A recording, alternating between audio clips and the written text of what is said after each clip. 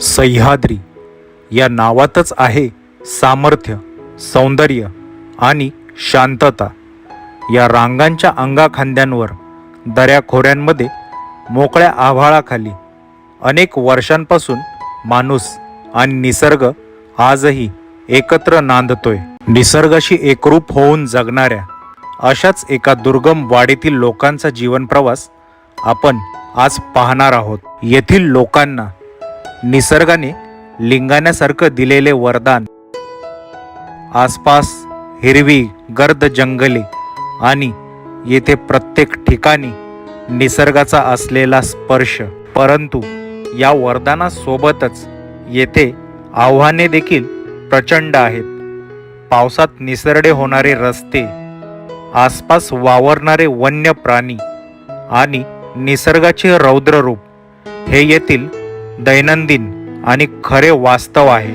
या ठिकाणीच राहणाऱ्या लोकांपैकी भेट झालेल्या 3 जिगरबाज हिरकणींचा जीवन प्रवास या व्लॉगमार्फत आपण आज पाहणार आहोत. त्यांचे अनुभव जाणून घेणार आहोत. मला सांगा, इथं पाऊस कसा आहे? भरपूर आहे. मग आता काय करायचं, निघायचं नाही, मग घरी बसून तरी आम्हाला काय भेटणार आहे? एवढं शेळ्या आहेत, सगळे एवढं जंगल आहे, इथं काय बिबट्या वाघ काय आहे का? भरपूर आहेत, खात्यात नसते, हातात नाही. आताच झाले या गाई तिथून बाजार. मग आता काय डोक्यावर 5 वाजता आणावं निघून लागतं. जायचं इथून हो, सकाळचं सकाळ 5 वाजता. तेव्हा ती गाडी होती. नाही तर म्हणलं आम्ही कसं सांभाळणार अख्या रात्रभर? ते माग माग चाललंय जनावर ते आमच्या मागे नुसतं चालत राहिलं. कुठलं जनावर? वाघाचं म्हणजे बिबट. कसं काय? वाघ होता, मोठा वाघ. पण तुमच्या मागं आला? हा, आणि दुःख दुःख तर भरपूर पाहिजे. दुःख ते असूच, पण पाऊस असतो तर वड भरलेला असतो त्या पाण्यात. लाईट वगैरे आहे पण? दूध असतं लाईट बी नसती. लाईट नाही. नाही, आता जे पावसाळ्याला लाईट नाही, काय नाही. म्हणजे यांनी बिबट्याच्या तोंडातनं शेळी सोडवली. या तिघी मावशी आहेत, त्या तिघी सह्याद्रीच्या खऱ्या हिरकणी आहेत. म्हणजे खरंच सलाम तुमच्या हिमतीला. दाद दिली पाहिजे की इतक्या अशा ह्याच्यात पण तुम्ही घाबरले नाही. नाही नाही बाबा. असलं दांडू का त्याच्यात रट्टे टाकीत बसले ना, तुम्ही त्याच्यामुळं ते काठीने त्याला मारल्यामुळे मारल्यामुळं त्यांनी किती लांब तिथं जातं.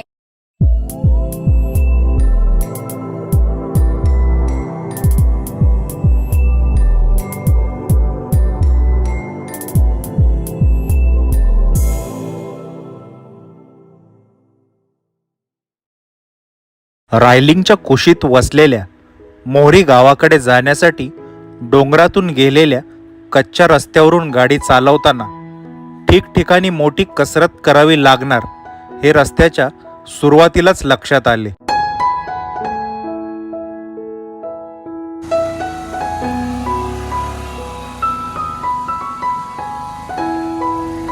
पावसामुळे वाहून आलेले दगड, माती आणि ठिकठिकाणी साठलेली पाण्याची छोटी डबकी यांचा अंदाज घेत पुढे जायचे ठरले.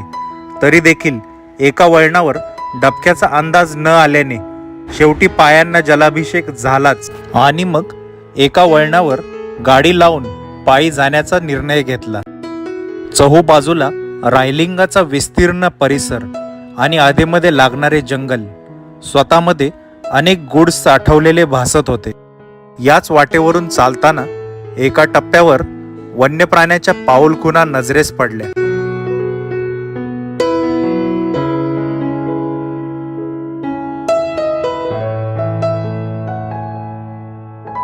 गडद दाटलेली झाडी, रातकिड्यांचा किर्र आवाज आणि अलगद वाहणाऱ्या हवेमुळे पानांची होणारी सळसळ यांचा अनुभव घेत आम्ही वाडीपाशी पोहोचलो. वाडीत पोहोचताच समोर एक कुडाचे आणि पत्र्याचे छप्पर असणारे घर नजरेस पडले.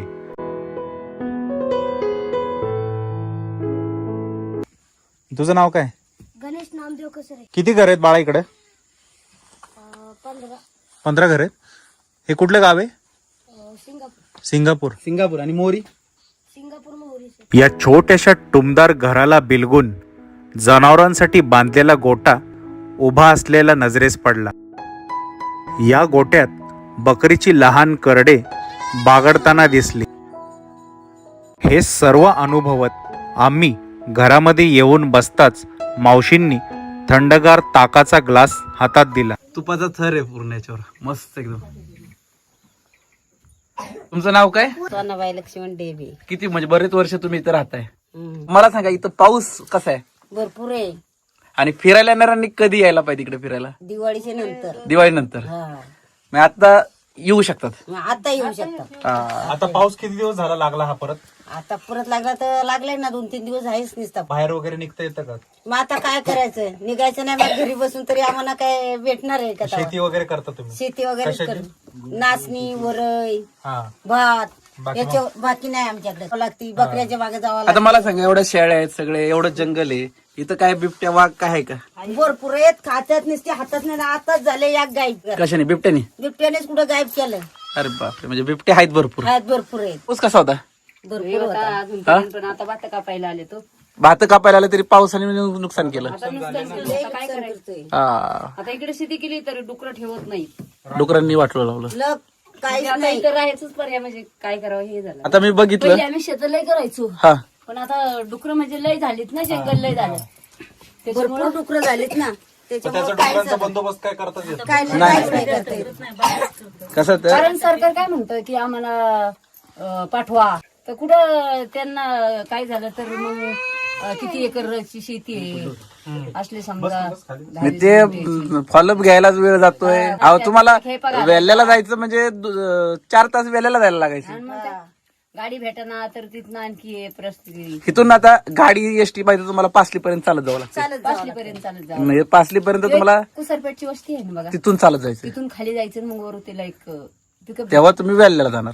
आणि बाजार बिजार कसं? तिथून बाजार मग आता काय डोक्यावर 5 वाजता निघून जायचं इथून हो, सकाळचं लवकर. सकाळचं पहाटे पाच. 5 वाजता. तेव्हा ती गाडी होती, नाहीतर पहिली एसटी कितीला आहे ती? पहिली ह्याला ज्येष्ठ नाहीच आहेत. जास्त इष्टी नाही आहे मग बाजार. खाजगी गाडी, खाजगी वाहन. 7 वाजता एसटी येते त्या आपण नाही का खाली मड्याला जातो, मळेला बडी घातला. घाटला जातो आणि आतमध्ये येतो आपल्याकडे. तिथं 7 वाजता एसटी असते. कधी जायचं एवढ्या अरे बापरे, म्हणजे तुम्हाला इथून जायचं बाहेर तालुक्याच्या ठिकाणी म्हणजे लय अवघड आहे. लय अवघड आहे, लय अवघड आहे. माडचा रस्ता जर झाला तर बऱ्या गाड्या येणाऱ्या वाढतील. आता माडचा रस्ता झाला तरी इथून खाली उतरायचं हा. नाही का दापोली कधी, बरोबर. तर खाली 4-5 ओढे आहेत. पावसा पाण्याचं ती पण ते अवघड पण आहे. अवघड आहे. आणि दुःख दुःख तर भरपूर पाहिजे दिसत दुःख ते असूच, पण पाऊस असतो तर ओढं भरलेलं असतं त्या मग पाण्यात. तुम्ही महाडला उतरायचं झालं तर कुठल्या नाळ्यात उतरता? बोराट्याच्या का सिंगापूर? सिंगापूर. सिंगापूरची जरा सोपी. म्हणजे आधी उन्हाळ्याला उतरतो, पावसाळ्यात नाही. पाऊस चालू झाला का नाही वरनं मग महाडला पायी जाता चालत? नाही, खाली इथं उतरलं ना हा. घाटाच्या खाली दापोली म्हणून हा हा. वाळणकोंड असं तिथं गाड्या भेटतात. तिथून मग गाड्या. महाडला तुम्ही काय कामानिमित्त का खरेदी वगैरे करायची झाली? काय असं वशेट विशेट आणायचं परत मांडला जातो आम्ही, नाहीतर नाही. बाकी मग दवाखाना इकडे वेल्ल्याला. काय वेल्ल्याला वेल्ल्याला. जास्त पण गंभीर विचार झाला करा, तर पुन्हा. आपण 2 व्हीलरवर येताना आम्हाला अवघड येणं आहे, अवघड आहे त्या रस्त्याने. गाडी असून आम्हाला अवघड आहे. तुम्ही कसा प्रवास करता, कसं राहता खरंच तुम्हाला चालत जाण्याशिवाय पर्याय पर्याय नाही. नाही. पर्यायच नाही, चालत जाण्याशिवाय पर्याय. आणि पोरांची शाळा वगैरे पोरांची शाळा 4थी पर्यंत इथं गावात आहे. आहे. हा, 4थीच्या पुढे मग आपले कोण आपसमध्ये वेल्लेला कुठं काय नाही ते नातेवाईक असेल तसं पोरांना 7वी शाळेत. पर्यंत आता पाठीमागे एकल गावात आहे. हा हा. आणि 7वीच्या पुढे 10वीला पुण्याला पाचलीला खाली. आता एक पोरग म्हणून 2 पोरं असली तर पाचलीला कधी चालत जायचं. कधी जायचं चालत. आणि पोरांना एकटं तरी कसं सोडणार?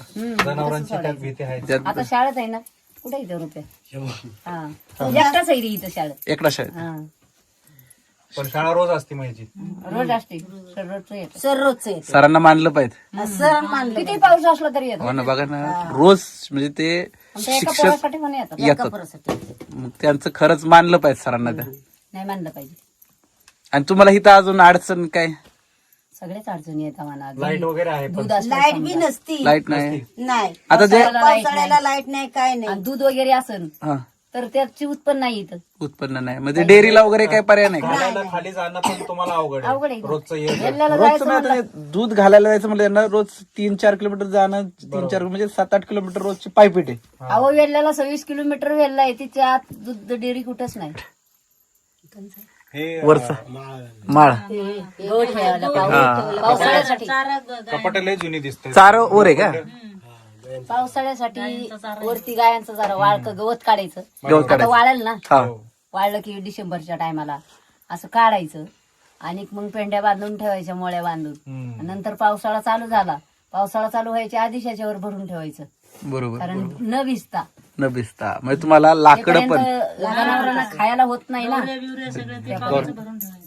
तुम्ही गवऱ्या भरून ठेवायच्या, फाटी भरून. गवऱ्यात उन्हाळ्यात गवऱ्या फाटी पण- थापून आता फाटी पण गोळा करायला करून ठेवायच्या. फॉरेस्ट खात्याची लोकं त्रास देतात. त्याचं ते राहतच ना मग स्वयंपाकाला आपल्या गवऱ्याच वापरायचं गवऱ्यात. चुलीवरच. घर किती स्थानिक घराला म्हणजे 9 आहे. मधले राहतात किती तसे इथं? 9 जण राहतो आम्ही आणि 13 जण आहे तसे, पण ते बाकीचे पुणे मुंबईला, मग ती घरं आधारी कमीच पडली.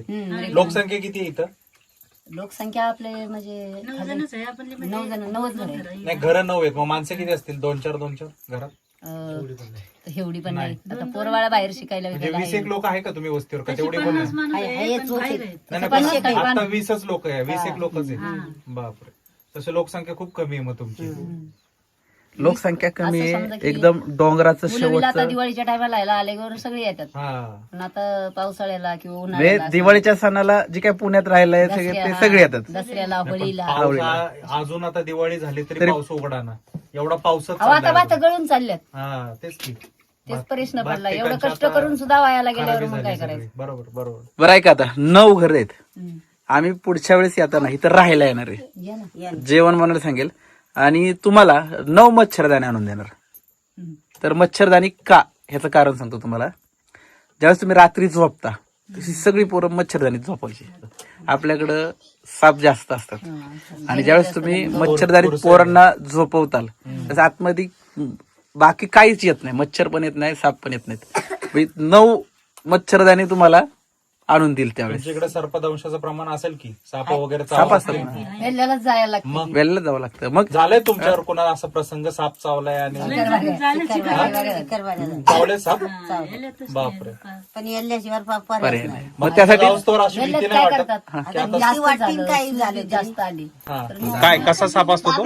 पांढरा म्हणजे पिवळा एकदम असतो हा. आणि त्याचा म्हणजे प्रकार पहिल्यापासून म्हणतात की पांढरा साप म्हणून. हा, आपला ढका लागला ना बरं. तरी तो 2 दिवसात तरी पण तो ते जास्ती चावतात, म्हणजे त्यांचं प्रमाण जास्ती. म्हणजे ते जर झालं तर माणूस संपलंच दाखल झाला इथं. अरे म्हणजे बापरे. अचानकच दवाखान्यापर्यंत पोहोचत जास्त नाहीत ते, हा हा. पण कुठनं पण मग तुम्हाला कसं कळतं की तो साप चावलाय? आता समजा तो साप एखाद्याला, चावलाय म्हणजे असं कळतं की त्या जनावरावर जर नाहीच दिसलं आपल्याला समजा, हा, तर ते एगावणी असतं ना, बरोबर. त्याचं अंगाला हात एक पाय अडीच. लागला आपला हा. जर दिसनाच आपल्याला तरच चावतो ना तो. ओके, बरं म्हणजे ते कर्णवडीत एक वर्ष आमच्या मिस्टरांना बरं. आणि आता एक काढताना गौरीमध्ये कसं इकडं लोकांना गौरी न्यायच्या, तर त्या आजीला एक चावलं होतं. ते विष जे उतरवतात तर ते कसं आयुर्वेदिक पद्धतीने? कसं, म्हणजे काय पद्धत त्यांची? त्यांनी जर ते काहीतरी त्यांच्याकडे औषध आहे ना, बरं, झाडपाल्याचंच? हा झाडपाल्याचं, ते खाली उतरवत नेतात. मग त्या मुंग्या होत खाली येतं बरं. आणि ते उतरून मग ते जिथं चावलं असेल हा. तिथपर्यंत ते दुखायची कळ आपली थांबून तिथपर्यंत जाते. येऊन थांबते. इकडे झालंय ते तोंडाने इस वाढत. बापरे. तोंडाने पण ते जे रक्त गेलं असेल ना, हा. मग त्यांना ते कळतं की हे उतरणार नाही. नाही आपण औषधाने, मग ते तोंडाने रक्त वाढत. अच्छा. आणि जरी नाही झालं तर मग ते दवाखानाच? नाही, दवाखान्यात नाही ते जायला. करतेच पूर्ण. अच्छा, करतातच. त्यांचा असा विषय आहे की साधं जनावर असन हम्म. तर ते उतरवतात औषधाने खाली, बरोबर. आणि नसन ते उतरतच नसन हा, म्हणजे ते 2-3 तास थांबावं लागतं ना त्यांच्याशी. बरोबर बरोबर. जास्तच होत असेल तर ते जिथं झालं तिथं तोंड लावून ऊस वाढतात. म्हणजे ते स्वतःच हे करतात. मग त्यांना त्याच्यात धोका नसतो काय? ते नाही त्यांना डोकं नाही त्याचं. मग त्यांना औषधं माहित ते आहे. पिढ्यानपिढ्या करतच आलेले असतील ना. अच्छा. पण मग तुम्हाला अशा ठिकाणी राहताना ह्या सगळ्या गोष्टींना तोंड द्यावं लागतंय. म्हणजे इथं राहणं तितकं सोपं नाहीये. पण मग रातचं एरीचं जर चावलं तर मग तरी पण नेलं. हा. त्यांना लय हे 3 वाजता नेलेलं आहे अरे बापरे. आमच्या मिस्टरांना. पण लगे गाडी होती नाही तर. हा हा. तुम्हाला इथून म्हणजे आता एकदा बघा दार पुढे गेलं हा. का रस्त्याच्या खाली एक घर आहे पत्र्याचं, बरोबर. हा, एक. त्यांच्याशी गाडी होती बारकी त्यांची अच्छा. गाडी. पण तिथपर्यंत चालू होतच मग? त्यांना नाही, त्यांना जाऊन आणलं. हा. का मग डोली वगैरे करून नेता असं? हा, डोलीपर्यंत करून नेता येतं की डाल ग, हा, डाल घेत. ते बकऱ्यांचं डाल असं असतं. हा हा, त्याच्यात त्याच्यात बसून पण पहिले वरतीपर्यंत. आता गाडी तरी फोन केला तर वरती येते. 2 व्हीलर येते तेव्हा बऱ्यापैकी. तिथं न्यायला लागायचं 5 लीट किंवा खाली वरती. पण तसा रस्ता लयच खराब आहे. पावसाने रस्ता अजून खराब असेल, जरा ambulance वगैरे येत नाही वरती. नाही कसं येणार ते? वेगाचा जे तुम्ही म्हणताय तो काय प्रकार आहे नक्की? जंगलात आता जंगल वाढलं हा. त्याच्यामुळे इथे मोठं आजगर असतात. बरोबर. ते काय करतात बकरं, गेल्या वर्षी 5 किती 6 ते 7 किलोचं बकरं होतं. हा. आणि काय केलं मग त्यांनी गुंडाळलं, आजगराने? आजगराने गुंडाळलं. गुंडाळाने ही मावशीच मागे होती, अरे बापरे. मी आणि तो आजोबा खाली होतो. हा. तर ती काय म्हणली, बकरं पकडलं. बकरं खाल्लं म्हणली ना, मग आम्हाला वाटलं वाघाने बकरं खाल्लं म्हणून पळत चाललो होतो तिच्याकडे वाटत ही म्हणते त्या अजगरची मला भीती वाटते. खरंच तसं नाही का? हा. अजगरची भीती वाटते म्हणल्यावर ती म्हणली झोगेटेली, ते झोगेटा म्हणतात.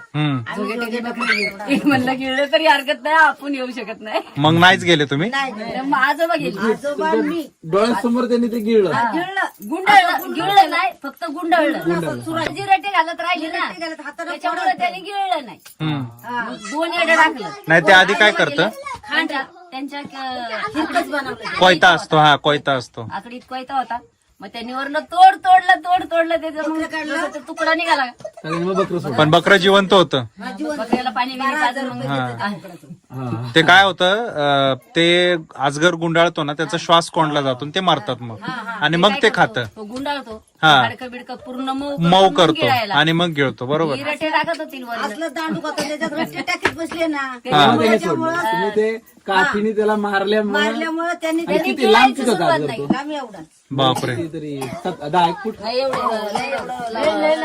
आजोबाने कोयत्याने तोडलं ते.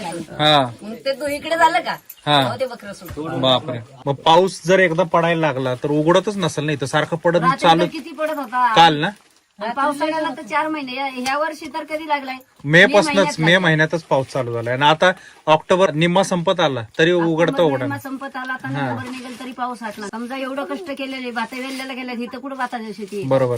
वेल्ल्याला केल्या तर अर्धली नाही. हा आता कापायला आल्या 4 दिवसात कापून झाली असते. झाले असते पावसाने सगळं. गळून चालल्यात. बरोबर. तरी पाऊस उघडा ना, आता काय करायचं? एवढं 6 महिने कष्ट करून घेणं. हा. आता तुमच्याकडे शेती काय काय होते? नाचणी, नाचणी, अजून काय काय? वरई. मग नाचणी तुम्ही विकता? नाही बाबा, विकायला कुठलं आता शेतीच होत नाही. होते नाचणी होते, वरई होते, 2 होतं. भात होतं पण भाताचं नाही जास्त, भाताचं इकडं शेती आहे. काय कायांची जमिनी आहेत ना, पण इथं डुकरच ठेवत नाहीत. डुकरांनी जास्त त्रास. आता समजा ते आपण डुकर काय करतात नक्की? लेकी पिकावरच घरी खातात. खाऊन टाकणार. असं मग काय कधीच खाणार नाही, त्याचं जाणार पण नाही. आता पिकलं ना वरच मुळवून तुला खाऊन खाऊन मोकळी. टाकणार. मग काय काय त्याचा फायदा? म्हणजे जे हाताशी आलेलं पीक सगळं वाया घालवणार. तेव्हाच खातात ती. असं पावसाळ्यात मग एरी नाही शिरणार, फक्त आता पिकावं आलं. मग त्यांना काय दुसरा पर्याय नाही का? रात्रंदिवस नाही काय काय जण बघा ते झाडाला वाजणार किंवा काहीतरी बनवतात. तेव्हा आता पहिलं नुसतं एक जागी बांधलं, ते बुजगावून घातलं, नाही तर काही ना आपला कपडा बिपडा लावला तरी वाजरायची. पण आता साड्या बिड्याने शेत गुंडाळतात लोक मेहरणी, असं तरी पण ती शिरणारच. कारण आता शेती नसते जास्त आणि जनावर झाली जास्त, डुकर लय झालेत. लय झाली. जंगलच तसं झालंय म्हणलं. जंगल आहे बरोबर. घरापर्यंत येतात जनावर, बिबट्या वगैरे असं कधी आलंय? बिबट्यापर्यंत हे बाहेर नाही येतात की, पण असं बकरा गुराला असं घराच्या माणसाला काय आसपास असं गुरगुरण्याचा आवाज वगैरे कधी? माणसाला काय करत नाही ना. माणसाला काय म्हणजे शेळी खाणार, बकरा म्हणजे की गुराला खाणार, गुराला खाणार. गाईला त्याचं पिल्लू असं. म्हणजे माणसाला नाही तुम्ही गुरांमागं मागं राखाय असला तरी खातायच ते? खातच की. आणि परवा इथे जण होती तरी खाल्लं? तरी शेरडी धरून लगेच. कोणाची? तुमची शिर्डी? नाही, आमची. तुमची शिर्डी म्हणजे तुम्ही सोबत असूनही बिबट्याने उचलून तिघं सोबत असूनही तिघं जण असून तुमच्या समोर उचलून दिली. संपूर आम्हाला फरार नाही. मग ती गुरे घालवली, परत शोधायला गेलो. मग शोधायला घेऊन येता येता मला 8 वाजल्या. बापरे. तरी पाठीच आमच्या येत होता. मग गार्डनला फोन केला फॉरेस्ट खातेवाल्यानं. म्हणलं तुम्ही जर घरात नेलं तर आणि बोंबाल चाल, नाही का? तर म्हणलं आम्ही कसं सांभाळणार अख्या रात्रभर? ते मागं चाललंय जनावर ते आमच्या मागे नुसतं चालत राहिलं. हा, कुठलं जनावर? वाघाचं म्हणजे बिबटं. कसं काय? वाघ होता, मोठा वाघ. पण तुमच्या मागं आला? हा, का? शिर्डी आणि शेळी आणली ना, शिळी सोडवून आणली. यांनी फरफटत नेली. आता गावताव ना, उन्हाळचं काही कळत नाही कुठं नेतोय तो. हा. पण आता गावताव आम्हाला कळलं, त्या वडणीनच आम्ही गेलो. हा. वडीत नेली तिने. मग मग तो टाकला आणि बाजूला जरा झाला. हा. टाकल्यावर आम्ही उचलून पण आणली. शेळी जिवंत होती का? नाही, मारली त्यांनी. मग तुम्ही पण तरी मेलेली उचलून आणली, आणि मग म्हणून तो मागावर आला तुमच्या? मागावर म्हणून आला तो मागावर. पंचनाम करायला. आम्ही काही दगड टाकत होतो माग, काही मोहर दोघं. पण ते हटत नव्हतं तरी. हटत नव्हतं. बिबट्या तसा चिकट असतो जास्त. त्याच्या तोंडातलं शिकार तुम्ही ओढून आणलं? मग ते गार्ड सांगितलं, म्हणलं काय करायचं? हा. तर म्हणलं आता तुमच्या घरी नेऊन ठेवा, सकाळी पंचनाम्याला आम्ही. पण मग तो घरापर्यंत आला? आला घरापर्यंत आला. दुसऱ्या दिवशी दुसऱ्या दिवशी सकाळचा पंचनामा केला. हा. दुसऱ्या दिवशी हा. पंचनामा करून मग ती टपली ती गेली. मग आम्ही इथं ठेवली ना, सरपंचाच्या घराच्या पलीकडे पंचनामा केला. शेळी? हा. तिथं नेली, घरातून तिथं नेली. मग तिथनं ते तो त्या घेऊन गेला? दिवसाला तिथंच ठेवली. दुसऱ्या रात्रीला त्यांनी ओढून नेली. तिकडंच मोठं झोप गवलं नंतर मी. बापरे. म्हणजे त्यांनी- बघा ते इतकं चिवट जनावर असताना त्यांनी पाळतून ते कुठं नेतंय हा. कुठं ठेवतंय त्यांनी शिकारीवर त्याचं लक्षच ठेवलं, सोडलं नाही लक्षच शेवटपर्यंत. ठेवलं शेवट परत सोडले. त्यांनी तो संध्याकाळचा घेऊनच गेला. हा दुसऱ्या सकाळची बघायला गेलं तर नाही म्हणलं, नाही, म्हणजे कारण किती गुरं ते सोडली तेव्हा मी गेलो ना, मग हुशार आणि किती चिवट जनावर असेल. मग तो तुमच्या माग माग येत होता, मागं तर तुम्हाला भीती नाही वाटली? आता भीती वाटली तर बरं, आम्ही काय करायचं करणार? काय? हा? नाही पण माणसावर धावत नाही, म्हणजे त्या टायमाला धावतं माणसावर हल्ला करणार काही. मग 4 जण तुम्ही मग कोण, लेडीज बायकाच होता का माणसं पण तिघी होती? जणी होतो आणि आमच्या मिस्टर होते. बापरे, त्यांनी म्हणजे आणली शेळी उचलून ह्या तिघी आणि जणी तिघी जणी वरडत मागणं दगड. यांच्या मागे ना म्हणजे यांनी बिबट्याच्या तोंडातनं शेळी सोडवली. ह्या तिघी मावशी आहेत, त्या तिघी सह्याद्रीच्या खऱ्या हिरकणी आहेत. म्हणजे बिबट्या या तिघींच्या मागावरती होता, या तिघींनी त्या ते बिबट्याचं पुढे माग घेऊन घेत चालायचं शेळी, हा.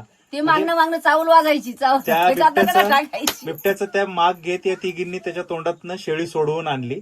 तर मावशीने आता सांगितलं शेळी सोडवून आणताना तो पुन्हा त्यांच्या माग घरापर्यंत आला, पण या तिघी एकत्र होत्या, या घाबरल्या नाहीत. म्हणजे सलाम आहे त्याच्या यांच्या वडीलवर पण सर्वांच्या जाताना घाबरलं हिमतीला. नाही.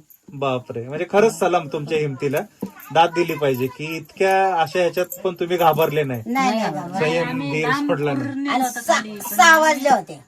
हा, म्हणजे घरी येऊस्तोवर तर तुम्हाला अंदाज आम्हाला झाला, शेळी भेटायला 7 वाजले 7 वाजल्या कडूस पडलंच म्हणजे. कडूसा झाला बापरे, पूर्ण. आणि मग पूर्ण उचलली, त्यांच्याशी दिली. मिस्टर होते ना आमच्या सोबत, त्यांच्याशी दिली, त्यांनी घेतली खांद्यावर. हा आणि आम्ही पुढे असे चाललो का माग दंडा वाजायचं, बापरे. ते करायचं. मग जास्त जवळ होत आला का दगडी टाकायच्या. म्हणजे तुम्हाला इथं राहताना त्यापर्यंत सुविधा, आम्हाला शेळी आणायचीच होती ना. तुम्हाला इथं त्याला म्हणलं राहताना की इथं ठेवतील तिथं ठेवतील असं वाटलं होतं त्याला. नाही, पण तुम्हाला इथं राहताना तुमच्याकडे तुम्ही तुम्हाला हा प्रसंग सांगताय ते ऐकताना आमच्याच अंगावर काटा येतोय, आम्हालाच भीती वाटते. आम्हाला पण कसं झालं, की जाऊ द्या आता ह्यानी तर मारली नाही का, बरोबर. पण एक परिस्थिती ह्याच्यात आपल्या मालकीत खाली होती ना, आपण बोलवून घेऊ की म्हणतात ना खालं तर आम्हाला सांगा. बरोबर. पंचनामा केला तर तुम्हाला त्याचं मिळेल काहीतरी. नाही, तुम्हाला आता इथं राहताना एक तर तुम्हाला सुविधा पण नाहीत आणि अशा वन्य प्राण्यांचा त्रास भरपूर आहे की तुमच्या ज्या शेळ्या आहेत त्या एकदम हातातोंडाशी घास ते ओढून नेत आहेत. ओढून नेते. आजच बघा गवलं का बकऱ्या माळ होता त्याच नाही इथले कुणाचं खाल्लंय? अच्छा, ते एकदाच वरडतं. ते नरडच पकडतं ना डायरेक्ट. एकदाच ओरडतं, परत बकऱ्याचा आवाज पण नाही. नाही एकदाच. त्याच्यामुळे त्या संशयाने वाटलं की घरी वरती आलं तर बकरी नाही म्हणल्यावर म्हणलं आता गुरही सोडून नाही जमत एवढं, दुसरं गुरु धरेल. गुरं घरी कोंडावली आणि परत गेलो.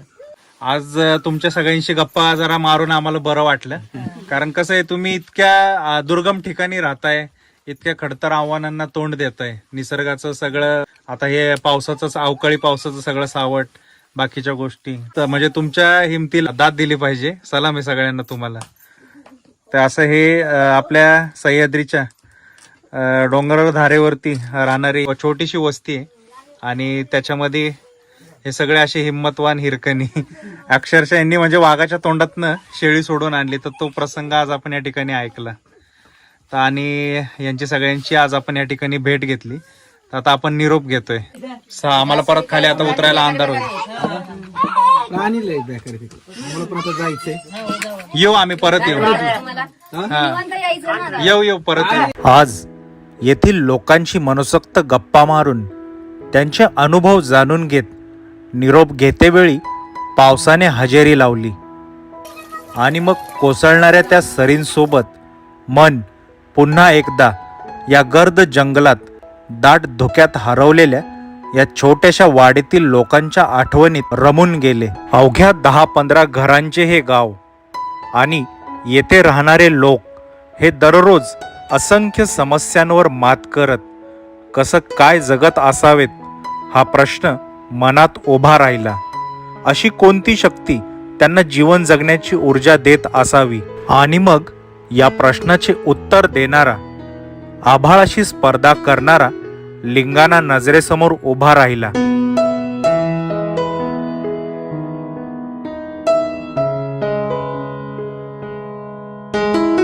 त्याच्याच मागे जगण्याच्या उमेदीला बळ देणारा रायगड देखील नजरेस पडला.